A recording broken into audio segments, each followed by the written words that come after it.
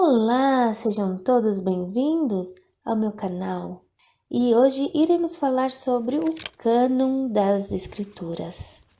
No grego, a palavra cânon significa uma vara ou régua, portanto, é um padrão ou regra. Os cristãos passaram a usar essa palavra em referência a uma lista de livros inspirados por Deus que eles reconhecem como escrituras com autoridade divina, referente às escrituras judaicas.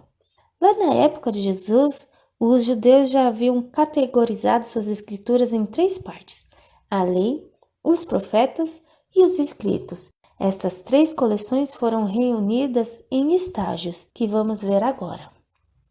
A lei ou Torá são os livros de Gênesis até o Deuteronômio. Foi a primeira a ser reconhecido como documento fundamental de Israel por causa da sua associação com Moisés. No quinto século a.C., Esdras a trouxe de volta em sua forma escrita da Babilônia para Jerusalém, e toda a comunidade a reconheceu como o livro da lei de Moisés. Os profetas. É a seção que inclui os profetas anteriores, que é a sequência narrativa de Josué até o livro de 2 Reis, e esses livros interpretavam a história do ponto de vista profético. Inclui também os profetas posteriores, que vai de Isaías, Jeremias, Ezequiel e também os 12 profetas menores. Conhecido esses 12 profetas menores pelos judeus como o livro dos 12, e eles são agrupados em um único rolo. É provável que estes também era uma coleção reconhecida lá na época de Esdras. Os escritores do Novo Testamento usam a frase "a lei e os profetas", designação dessas escrituras.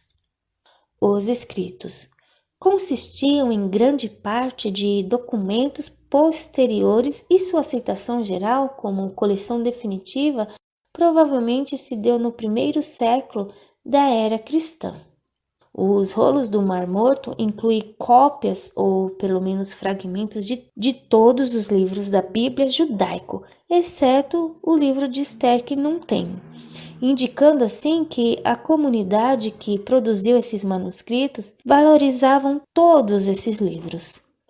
Outros livros escritos no período de 300 a.C. até o ano 100 d.C.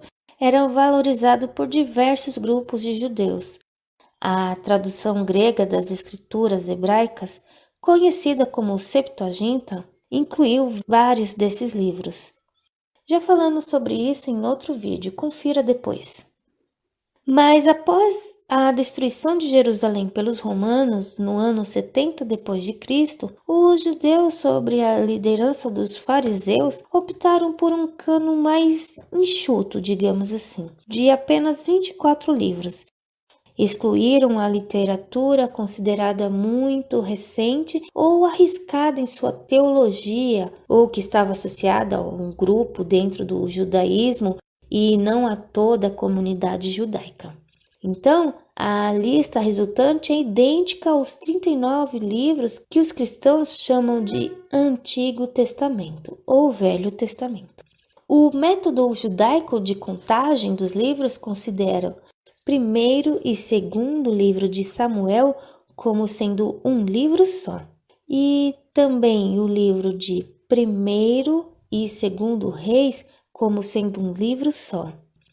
Os livros de primeiro e segundo Crônicas também para eles consideram como só um livro. Esdras junto com Neemias também é um só livro. Então, os 12 profetas também são vistos como um só livro. Os cristãos aceitaram o cânon definido pelos judeus no primeiro século da nossa era, principalmente porque Jesus e os escritores do Novo Testamento se referem a uma grande variedade de livros do Antigo Testamento, como tendo a autoridade divina. Olha só como que Jesus fez a divisão. E é bom a gente prestar atenção, porque Salmos aqui, nesse versículo que eu irei ler, pode referir-se aos escritos como um todo, pois nessa divisão da Bíblia hebraica, os salmos geralmente vêm em primeiro lugar. E disse-lhes: São estas as palavras que vos disse, estando ainda convosco. Convinha que se cumprisse tudo o que de mim estava escrito na lei de Moisés, e nos profetas, e nos salmos. Por hoje é só. Até mais.